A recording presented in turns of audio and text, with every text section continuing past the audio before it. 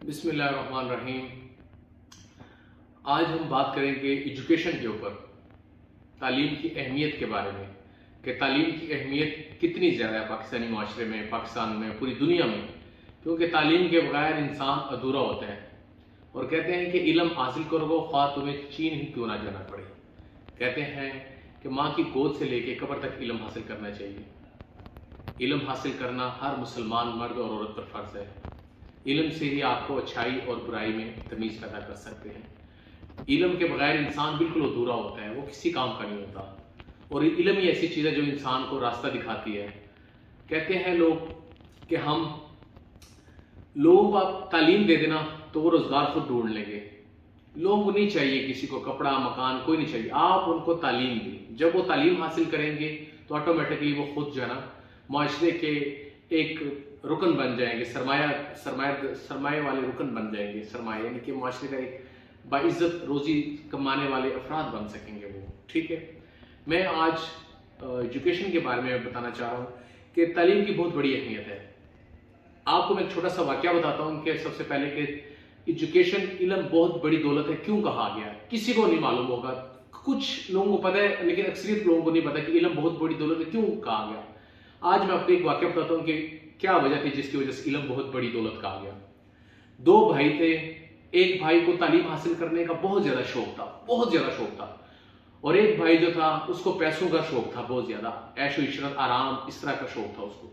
जिस भाई को शौक था तालीम का वो पढ़ता गया मुख्तलिफ इलाकों का, मैं इसकी तशरीह करके दे रहा हूँ आपको, मुख्तलिफ इलाकों में जो ना जाता गया, तालीम हासिल करता गया, एक हद तक उसने बहुत अच्छी तालीम हासिल कर ली। ठीक है, जो दूसरा भाई था वो पैसों के लिए उसको बड़ी जरूरत होती थी, वो पैसे हर जगह से जो ना सोचता था कि मुझे पैसे मिले। सबसे पहले तो उसने जो ना उस सल्तनत में बड़े बड़े लोगों के साथ दोस्तियां शुरू कर दी, जो पैसे वाला था। फिर उसके बाद जो उसने दोस्तियां शुरू कर दी, एक अच्छे ताल्लुकात के ऊपर आने के बाद उसने जो ना महल के जो वज़रा अमरा उनके साथ दोस्तियां शुरू कर दी। इसी तरह करते करते करते आखिरकार वो सल्तनत के बड़े बड़े लोगों के साथ उसका बैठना उठना शुरू हो गया। फिर एक दिन उसने उसी सल्तनत के बादशाह को जना मरवा दिया और खुद जना काबज हो गया। बहुत ही उसने इस दौरान नाजायज कत्ल गारत की, मुख्तलिफ चीजें की, जिसकी वजह से वो इस स्टेज के ऊपर आया। जब वो यहां तक आया, ठीक है, तो उसने सोचा कि क्यों ना मैं अपने भाई को बुलाऊं और उसे मैं बताऊं कि पैसा ही सब कुछ होता है। तो उसने अपने भाई को बुलाया दूसरे मुल्क से। उसका भाई आया और उसने उसे कहा कि जी पैसे सब, ये देखो मैं कितनी बड़ी सल्तनत का मालिक बन गया हूं, ये है वो है। लेकिन इस दौरान उससे एक गलती हुई। जब वो सल्तनत का मालिक बन गया, बादशाह बन गया, उसने अपने मुल्क के असले के निज़ाम, तालीम के निज़ाम, मुख्तलिफ शोबों में उसने तरक्की नहीं, बल्कि वो सोना और पैसे इकट्ठा करता गया, लोगों के ऊपर जबर करता गया, टैक्स लगाता गया, इकट्ठा करता गया। उसने अपने मुल्क की फौज और दूसरी चीजों के ऊपर पैसा नहीं लगाया। जब उसका भाई आया जो पढ़ा लिखा था, वो आया तो उसने उसको बताया जी कि मेरे पास तो इतनी दौलत है, ये है वो है।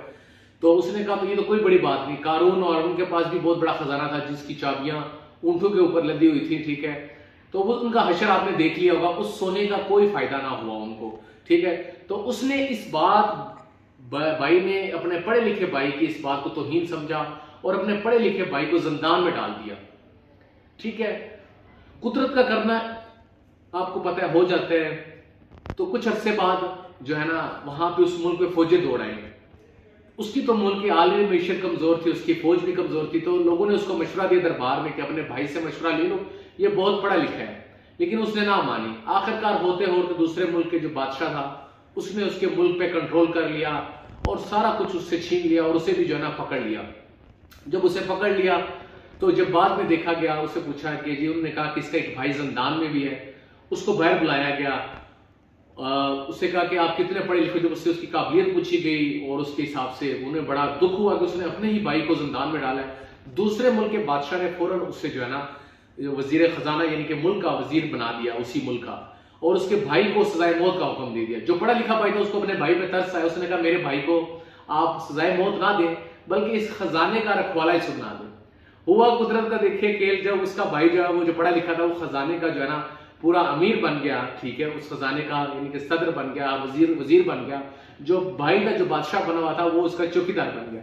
अब हालात का देखें, वो सोना देख सकता है लेकिन उसमें से खर्च नहीं कर सकता। जिस भाई ने यानी कि इल्म हासिल किया, अल्लाह पाक ने देखें उसको किस मकाम पे पहुंचा दिया। इसीलिए कहते हैं कि इल्म बहुत बड़ी दौलत है।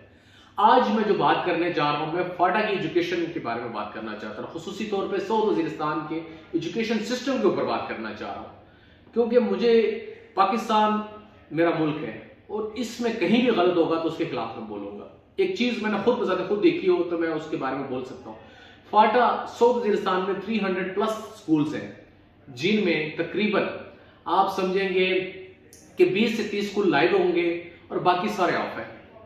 उनका कोई वली वारिस नहीं है, ना वो तो स्कूल है ना डेवलपमेंट। देखिए मैं आपको इसका फायदा बता दूं, जब वजीरिस्तान के लोग तालीम हासिल करेंगे ना तो बाशूर हो जाएंगे, उनमें अच्छाई और बुराई की तमीज आ जाएगी। फिर इंसान को मारना वो सोचेंगे कि क्या मैं इसको मारूंगा तो ये गलत हो जाएगा, बड़ा शोर आएगा, बड़े वहां पे रोजगार आएगा। लोग जब तालीम हासिल करेंगे तो अपना रोजगार खुद ढूंढ लेंगे, वहां पे डेवलपमेंट आएगी, इलाका तरक्की करेगा, हर चीज में फायदा होगा। अगर आज मैं इस मौजू पे बात नहीं करूंगा ना तो वजीरिस्तान पीछे चला जाएगा और हमारी आने वाली नस्लें तबाह हो जाएंगी। इनमें सबसे बड़ा कसूर जो है ना, मैं तो समझता हूं कि वजीरिस्तान के उस्ताद लोगों का है। आज तक वजीरिस्तान के किसी उस्ताद ने अपने बच्चों के लिए कोई एहतजाज नहीं रिकॉर्ड कराया कि हमारे बच्चों का नुकसान हो रहा है तो हमारा ये एहतजाज रिकॉर्ड कर ले, ताकि हम जो है ना अपने बच्चों के मुस्तकबिल के लिए कुछ सोचे। किसी ने भी नहीं सोचा, हर एक अपनी जेब में भरे तनख्वाहें आ रही है अपनी जेब में डाल रहे हैं।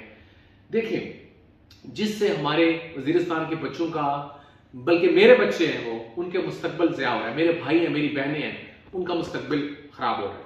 देखिए कभी उस्तादों ने एहतजाज नहीं किया बच्चों के लिए, ठीक है, कोई भी स्कूल एग्जिस्ट नहीं कर रहा, तनख्वाहें फ्री आ रही हैं, हर कोई जो है ना जो फ्री तनख्वाह लेते हैं, अगर आपने बच्चों के एहतजाज में, क्या वो तनख्वाह हलाल होगी कि हराम होगी? मैं लोगों से पूछना चाह रहा हूँ वजीरिस्तान के।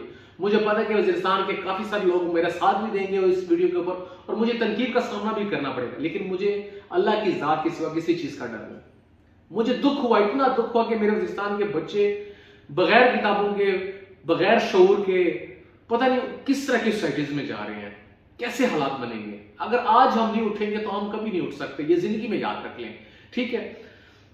जो मॉनिटरिंग, मैं एक और बात भी आपको साथ साथ बता चलो, जो मॉनिटरिंग टीम्स वगैरह होती है वहां पे, वो भी इसी तरह ही है। वो आगे खाना शाना वहां पे जो इलाके के वडेरे होते हैं बकरा शकरा जबा कर देते हैं, वो खा खो के चले जाते हैं मॉनिटरिंग टीम वाले, कोई उसके ऊपर डिसीजन नहीं लेते। फिर इनके पास भर्तियां, बोगस भर्तियां हुई हैं, किसी को पता नहीं कि पढ़ाते कैसे हैं, खुदा की कसम से नहीं पता किसी को भी। अक्सरियत ऐसे हैं कि इनको नहीं पता कि पढ़ाना बच्चों की तरह। बोगस भर्तियां हुई हैं वजीरिस्तान के एजुकेशन सिस्टम के ऊपर। और उसके अलावा जितने भी लोग हैं वहां पे, एक मिनट एक्सक्यूज मी, जितने भी लोग हैं वहां पे, ठीक है, किसी को बच्चों का एहसास ही नहीं, सिवाय जिन चंद लोगों का एहसास है उनको दबा दिया जाता है, आवाज पावर के जोर पे उनको दबा दिया जाता है, बिल्कुल किसी चीज का ख्याल नहीं है। मॉनिटरिंग टीम भी यानी कि सब सोए हुए हैं जितने भी हैं, ठीक है, उसके बाद स्कूल का रिकॉर्ड ही नहीं, किताबें नहीं है, बेंच ही नहीं, कोई चीज है ही नहीं। जब कोई मॉनिटरिंग टीम आती है तो छोटा सा सेटअप बना लेते हैं, 10-5 लड़कों बिठा देते हैं और इसी तरह वो क्यूरी जो होती है मॉनिटरिंग टीम की वो पास करवा देते हैं विजिट, और उसके बाद अल्लाह खैर सल्ला तुम उधर हम इधर। किसी को एहसास ही नहीं वजीरिस्तान के लोगों के बारे में। फिर हमारी बच्चियां वजीरिस्तान की, उनका भी हक है कि वो शाना बशाना खड़ी हो, वो डॉक्टरी फील्ड में आए, ठीक है, उसके बाद टीचिंग में आए, मुख्तलिफ ऐसे शोबे हैं जिनमें औरत काम कर सकती है, उन शोबों में आए और मुल्क की तरक्की का सबब बने। बहुत ज्यादा टैलेंट है सऊद वजीरिस्तान के इलाके में, कबायली जिलाजात में। बाकी इलाकों की मुझे नहीं पता एजेंसियों की, लेकिन मैं फाटा के इलाके के बारे में नहीं कहना चाहता हूँ। लोग वहां पे कहते हैं कि जी हमारी बच्चियां बाहर देखो, आपकी बच्ची जब पानी लेके आ सकती है नीचे चश्मों से, ठीक है, लकड़ी लेके आ सकती है, ठीक है, आपके लिए काम कर सकती है, उसका हक नहीं तालीम, उसका हक नहीं कि वो तालीम हासिल करे। सिर्फ सवाल है, सोचें, आपको इतना खुदगर्ज नहीं होना चाहिए। जब देखिए मुआशरा बनता है औरत से, सबसे पहले बच्चे के ऊपर नजरअंदाज होता है उसकी घर का माहौल, फिर सोसाइटी का, फिर तालीम। ये 3 चीजें जो कि बच्चे की नशनुमा के ऊपर। अगर आप औरतें ही हमारी पढ़ी लिखी नहीं होंगी तो क्या बच्चों को देंगी, क्या एटीट्यूड देंगी, क्या सिविलाइजेशन देंगी, क्या देंगी वो? ये हम आप लोग जो सोए हुए हैं, आप लोग अपना नुकसान कर रहे हैं। मैं आपको बता दूं, हर बंदा सिर्फ पैसों की खर्चा हो जाएगा, ये हो जाएगा, ऐसी सोच के ऊपर भी मुझे बड़ी घिन आती है सही बात से बात करते हुए। अपनी सोच को बदलें। अगर आज आप लोग अपनी सोच नहीं बदलेंगे तो हमारे वजीरिस्तान की एजुकेशन सिस्टम टोटल फ्लॉप हो जाए और हम जो है ना सिविलाइज नहीं बन सकते। लोगों को पता होना चाहिए कि हम है क्या, हमने करना क्या है, ठीक है। बच्चियों को पढ़ाएं, बच्चियों का हक है, उनको एम्पावरमेंट दे, उनके स्कूलों में दें, वो टीचिंग करें। ऐसे शोबे हैं जिनमें औरत सिर्फ काम कर सकती है, जरूरत नहीं है वहां पे मेल हजरात की, उनमें बच्चों को पूरा हक दें कि वो सबक हासिल करें। प्लीज खुदारा सोचे। मुझे ये पता है कि हर इंसान के अंदर 3 चीजें होती हैं, मतलब कि 3 चीजें ऐसी जो उसको पसंद होती हैं। फॉर कोई भी एक एग्जांपल ले लेते हैं, 3 कलर, सफेद, काला, सुर्ख, हर इंसान को, तो हर इंसान को जरूर ख्याल आता है, लेकिन वो करना जो मजबूर होता है कल्चर के हाथों। हमने इस कल्चर को बदलना है। और सबसे पहले मैं वक्त के जो लोग हैं, वक्त के वजीर आला हैं या वक्त के वजीर आज़म हैं, उनसे कहना चाहता हूं कि ये सारा जितना भी बड़ा सिस्टम है इनके ऊपर एक्शन लें, ताकि हमारे आने वाली नस्लें जो है ना इस मुल्क की तरक्की का सबब बन सकें। ठीक है, इस मुल्क की तरक्की का सबब बन सके और इसमें अपना प्रॉपर किरदार अदा कर सकें। और मेरी गुजारिश है तमाम इदारों से कि वजीरिस्तान के लिए आवाज उठाएं, और मेरे जितने भी वजीरिस्तान के लोग हैं और जितने पाकिस्तान के लोग हैं, चाहे वो पंजाब से हैं, सिंध से हैं, बलोचिस्तान से हैं, केपी के फाटा, कहीं से भी है, गिलगित बल्तिस्तान से है, कश्मीर से है, वो आवाज उठाएं प्लीज। मेरी इस वीडियो पे आवाज उठाएं। ये हमारे पाकिस्तान का मामला है, ये मेरा मामला नहीं है, ये मेरे पाकिस्तान का मामला है। फिर एक और बात भी यहां पे मैं आपको बताता चलो, सिर्फ एजुकेशन में नहीं, बाकी भी बहुत सी ऐसी जॉब्स हैं वहां पे जो कि बोगस है। वहां पे लोग तनख्वाहें ले रहे हैं, उसका आउटपुट नहीं दे रहे। खुदारा ये हराम है चीज, मैं आपको बता दूं। अगर आज आप हराम खाएंगे ना तो हमारी नस्लें तबाह हो जाएंगी। और मुझे दुख होगा कि मेरे मुसलमान भाई किसी की नस्ल तबाह हो जाए, ठीक है, किसी के साथ ज्यादती हो जाए, किसी से जुल्म हो जाए, तो आज आपको सोचना चाहिए। अल्लाह पाक आज आपको एक मौका दे रहा है। मैं पूरे पाकिस्तान से कहना चाहता हूं कि प्लीज मेरी ये वीडियो फॉरवर्ड करें और लोगों तक शेयर करें, ताकि लोगों को पता चल सके कि क्या कुछ हो रहा है, ताकि लोग इसको प्रॉपर अंजाम तक पहुंचा सके। मेरी फिर एक दफा आपसे दिली तौर पे गुजारिश है कि आप पूरे पाकिस्तान के लोगों से कहें और ये वीडियो, मेरा पैगाम जहां जहां तक पहुंचता है उस तक शेयर करें, ताकि ये बोगस भर्तियां मेरिट के ऊपर हों और उसके बाद इलाके की डेवलपमेंट हो, हमारे बच्चे तालीम से रोशना हो और मुख्तलिफ खेल कूद के मैदान हो, ताकि ना सिर्फ पाकिस्तान का नाम बल्कि अपने इलाके का नाम रोशन करें, बल्कि पाकिस्तान का नाम एक आला मुकाम पे रोशन करें। प्लीज ये मेरी आपसे गुजारिश है कि मेरी वीडियो जहां तक हो सके फॉरवर्ड करें। पाकिस्तान जिंदाबाद, पाकिस्तान पाइंदाबाद। शुक्रिया, थैंक यू।